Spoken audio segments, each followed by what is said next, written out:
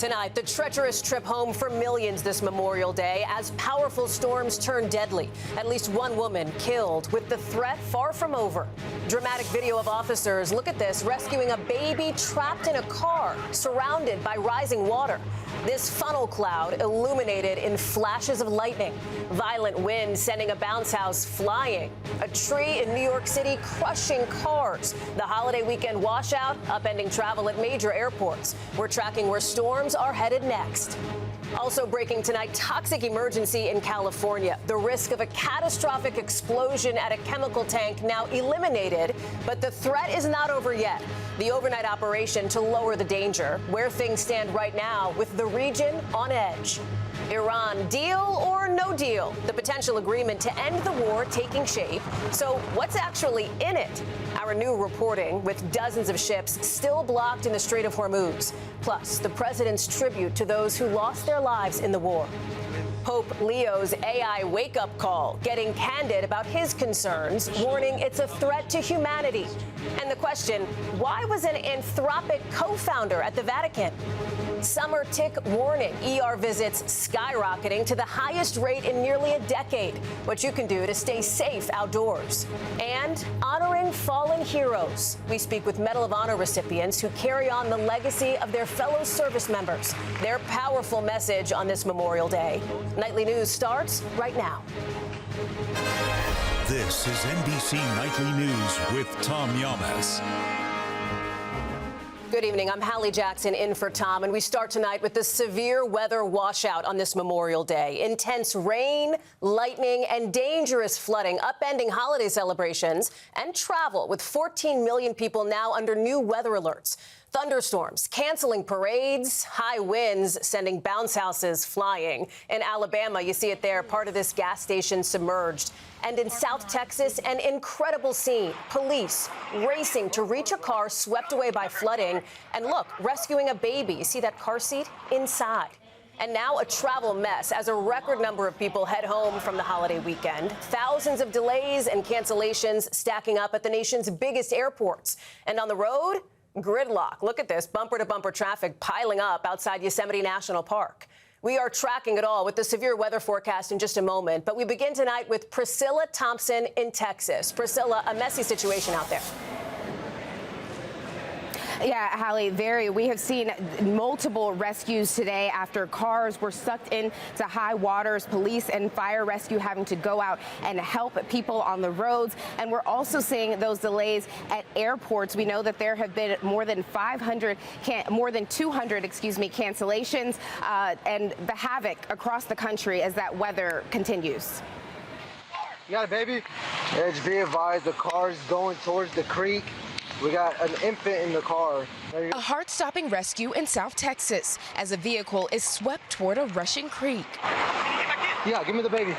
First responders racing into the fast-moving water after this sedan became trapped in floodwaters with a baby inside. One officer then grabbing the infant in a carrier. Another quickly draping his coat over the baby in the pouring rain. The vehicle has slipped and she is currently submerged in water. In Mississippi, officials say one person has died after this car was swept away. The deluge stretching from the Gulf Coast to the Northeast. I'm almost to my knees in water now. This woman's home surrounded by water. Look at this. Floodwaters inundating this gas station in Alabama. Heavy rain and wind toppling a massive tree in New York City, crushing multiple cars. It sounded like a bomb going off when it hit.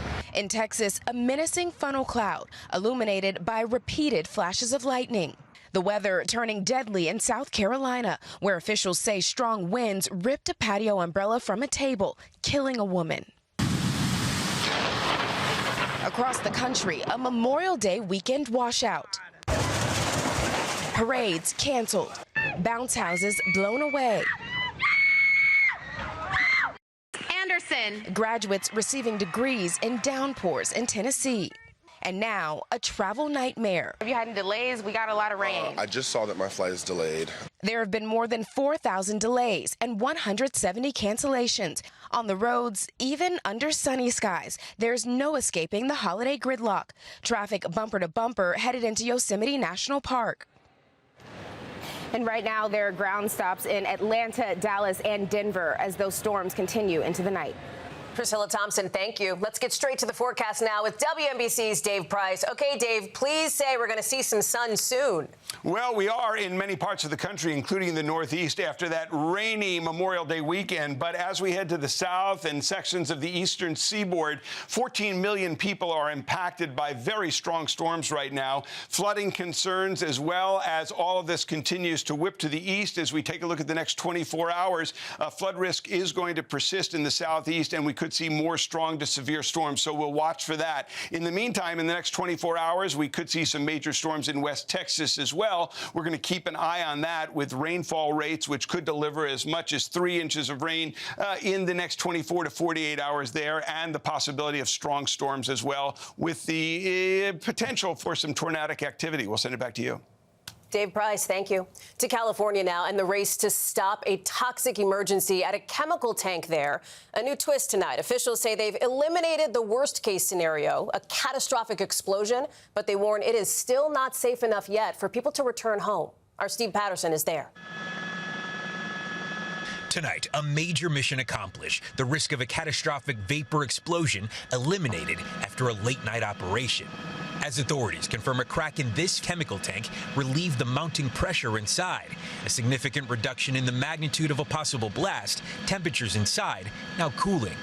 We still have a fire concern or a small explosion concern, and we have a leak concern. Officials say the risk to residents is ongoing. What you guys are working on as far as getting people back into their homes? Our priority is life safety. We cannot allow them to come back if we don't deem this safe. This incident is still dynamic. Inside the tank, thousands of gallons of methyl methacrylate, a colorless, highly volatile liquid chemical used to make plastics. An explosion could release plumes of toxic vapor, known to cause symptoms like dizziness, headaches, fatigue, severe skin irritation, even lung distress. Evacuations for 50,000 people tonight are still in place. Literally, it was like, okay, grab our cats, grab my mom, and let's go. We found Andrea Luna camping in the parking lot of an overcrowded shelter. I don't feel safe going back until we know for sure that it's okay, that we can go home. We don't know the long-term effects. That's what I'm really worried about. The threat zone very close to major attractions like Disneyland, which is still operating. Disneyland officials say there's no impact to the resort, and they're still monitoring the situation. Tonight, a community's collective sigh of relief, the worst-case scenario averted, but officials warn we're not out of the woods yet. Steve is joining us now from Southern California. So, Steve, do we have any sense of when it could eventually be okay for those folks to get back home? Hallie, we know officials are now re-evaluating those evacuation orders, but the chief tells me that the temperature inside that tank is still about 40 degrees higher than it should be. So this is something that they absolutely want to get right before moving forward. Hallie? Steve Patterson, thank you. Here in Washington, new questions over just how close the U.S. really is to a deal with Iran, as President Trump, working to reopen the Strait of Hormuz, says those negotiations are proceeding nicely. Garrett Hake has our new reporting about what's in the potential agreement. Tonight, a new test for the ceasefire between the United States and Iran, as CENTCOM says the U.S. conducted self-defense strikes in southern Iran, targeting missile launch sites in Iranian mine-laying boats near the Strait of Hormuz, potentially complicating ongoing talks to end the war outright. It comes in the 13th week of the U.S. war with Iran, with President Trump today at a Memorial Day event at Arlington National Cemetery, paying tribute to the 13 American lives lost in the conflict. These incredible men and women gave their lives to ensure that the world's #1 state sponsor of terror will never have a nuclear weapon. Oh, and they won't. All while tonight the wait in the strait drags on, with ships seen still bottled up in this new video, as the U.S. and Iran appear to inch towards a possible deal to open the strategic waterway and end the war. President Trump posting that negotiations with Iran are, quote, proceeding nicely, and that the end result will be a great deal for all or no deal at all. While Secretary of State Marco Rubio urged patience as the world awaits Tehran's response to the latest proposal. And it takes the Iranian system a little while longer to get back. Look, the president's not going to make a bad deal. He's just not. The president's plan calls for the immediate reopening of the Strait of Hormuz, according to a senior administration official, and the start of a 60-day clock for talks on Iran's nuclear program and its enriched uranium, buried by last summer's U.S. strikes. Iran's foreign ministry tonight claiming the country at this stage is, quote, not discussing the details of the nuclear issue, and that the agreement leaves open-ended how the strait will be managed. Garrett is joining us now from the White House, where, Garrett, we are hearing more about what is on tap for President Trump tomorrow, and that's a visit to Walter Reed Hospital for a checkup? Yeah, Hallie, White House official says this is just a medical and dental checkup, his third such visit in 13 months. The president has had some visible minor health issues like bruising on his hand and swollen legs. He'll turn 80 next month, but he told Tom in February he feels 50 years younger. Hallie? Garrett Haake, thank you. Also tonight, Pope Leo is making history by wading into the AI debate, warning that people need to be a part of that new technology, however it unfolds. Ann Thompson has the details. Today, Pope Leo, leader of the 2,000-year-old Catholic Church, taking on a modern and urgent issue, artificial intelligence. Let's not fear artificial intelligence, but constantly keep the question of the human in play. Living in the age of AI is the subject of his first encyclical, Magnificent Humanity. The Chicago-born pontiff doing what no pope had done in recent memory, attending the presentation of this teaching letter to the church, underscoring its significance. Artificial intelligence now demands to be disarmed, freed from logics that turn it into an instrument of domination, exclusion, and death. This is not about rejecting technology, the Pope writes, but preventing it from reducing people to data, taking jobs and the dignity of work, and being a power that stays in the hands of a few. He calls for government regulation, and while warning against what he says is a new type of slavery in the digital world, Leo criticizes the delay both society and the church came to denounce the scourge of slavery, writing, "For this, in the name of the church, I sincerely ask for pardon." Getting attention, the presence of AI giant Anthropic's co-founder Christopher Olah asking for help. We need informed critics who will tell the labs when we are failing. An offer Leo embraced. I accept your invitation to walk together, the Father, Leo practicing the culture of encounter he preaches, working together to make sure this technology betters humanity rather than diminishes it. Hallie? Ann Thompson, thank you. To an alarming new health warning now, right as we are heading into summer. Trips to the ER surging to record highs from tick bites. Dana Griffin reports.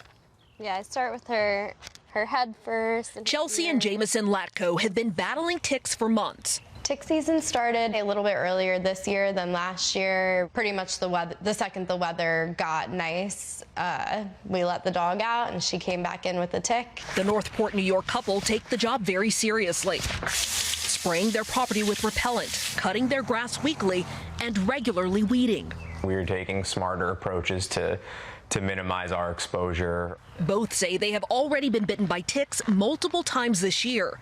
My biggest concerns are that one of us are going to get sick or that our dog is going to get sick. They're not alone. Data shows a record high spike in ER visits for tick bites last month, with states in the Northeast seeing the highest rates. According to the CDC, Lyme disease is the most common tick-related illness, with nearly 500,000 Americans diagnosed each year.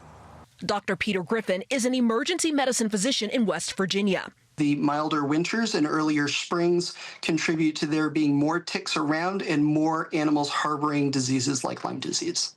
There's no vaccine yet. To prevent contracting a possible disease, experts say wear appropriate clothing, use insect repellent, check for ticks, and remove them. Sit. For the Latkos, their fight against ticks is just getting started. Good dog. Girl. I think ticks will be part of our lives for a long time, or as long as we're still here. A reminder this season, bring it along. Small bites carry serious risks. Sure. Dana Griffin, NBC News. Back now with new concerns over the Ebola outbreak in Africa. The director of the World Health Organization warning that the epidemic is outpacing the response efforts. The WHO says more than 100 people in Africa have died from this strain, which has no vaccine or treatment. There are more than 900 suspected cases across Africa. And in Australia, a risky rescue, but this one at high altitude. Emergency responders lowering themselves out of a helicopter and onto a narrow rock ledge at Mount Buffalo to rescue a climber who was hurt and unconscious after falling 26 feet. They're loading him onto a stretcher and lifting him to safety. He is now recovering in the hospital. When we come back, remembering fallen heroes, how Medal of Honor recipients are honoring the sacrifice and service of their fellow service members. Next. Finally, on this Memorial Day, we honor those who serve. And who better to mark a day when we salute our fallen heroes than two Americans awarded this country's highest military recognition, the Medal of Honor. Here's Aaron Gilchrist. A somber observance to honor all of those who fought and died for their country. Memorial Day is a day in which we can express our love for those who have sacrificed their lives for this great country. Pat Brady and Jim McLuhan both served in Vietnam. Brady, a helicopter ambulance pilot, McLuhan, a combat medic, each a recipient of the Medal of Honor, the military's highest distinction for valor. If you think about the safety of another person, then that takes your thought away from any kind of danger. Today, they joined fellow Medal of Honor recipients at Arlington National Cemetery, all of them intimately aware of the cost of war. I held 18, 19, and 20-year-old boys in my arms. I heard their last words, and I saw the last breath of life come out of their body. In 1969, Private McLuhan ran into a hail of gunfire and grenades, saving nearly a dozen lives. The best part of my ceremony was when President Trump turned to 10 men that I invited that was in that battle. Where are you? And he asked them to stand up. They got their due recognition. Pat Brady wears the same honor given to him by President Nixon for a day in Vietnam when he battled fog and smoke on 4 helicopter flights across hostile territory, narrowly surviving as he evacuated more than 50 severely wounded men. Fear is an emotion. Courage is a decision. At least my faith was a substitute for fear. For the 64 living Medal of Honor recipients, the mission continues, telling the stories of the courageous, of the patriotic. There were 89 of us who went in. 88 other guys own this medal right here. This wouldn't be around my neck if it wasn't for them. It's so important that we remember that we are grateful. Grateful for American heroes and the last full measure of devotion. Aaron Gilchrist, NBC News, Arlington, Virginia. Grateful to those heroes today and every day. That is Nightly News for this holiday Monday. I'm Hallie Jackson. Thanks so much for watching and have a great night.